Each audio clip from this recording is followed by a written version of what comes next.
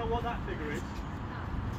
That's the odds you can get on there being a Tory cabinet in place when they put the full business case through to the government sometime at the end of this year or the beginning of next year. 14 to 1. That's their gamble, let alone the gamble on whether the business case itself is going to stack up. And quite right, if you look at the outline business case, it quite clearly says the preparatory work starts after the full business case. They are trying to get that in advance on a gamble and effectively on a blackmail, trying to blackmail the government to say, well look, we've started, you're going to have to give us the money now.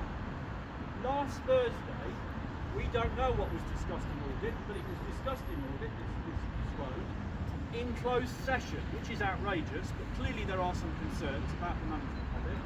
But what we do know is that during that audit committee, there was a reassurance that there was going to be a meeting that day with the Minister about this alleged assurance that they're going to get the road funded. You know what? He went straight to North Wales, and he went straight back to London again, and he didn't come to Shropshire. And they were saying that meeting was going to happen. So there is no assurance in this country. It is an absolute gamble, and it is a gamble with money which we can't afford. And I think they can do, if they really want to. I've written to a Executive this morning saying, pull this paper, withdraw this paper. If you we know they're committed to the road, they could do the pre-commencement condition bit that they have to do in order to get the full business case together, and the full business case, based on the figures they've given us, probably for about £1 million.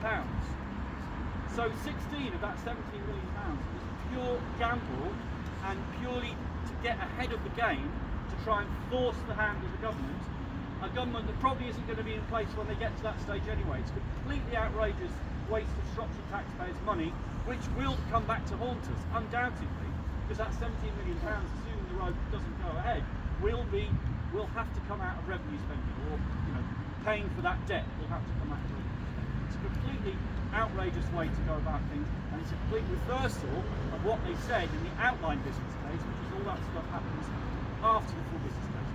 So we're putting that case today. We're going to try and get the Tories to at least sit on their hands, even if they can't be bothered to vote against, to at least sit on their hands, because they are really gambling with Shropshire's money in an outrageous way, even if they support the road. It's just outrageous.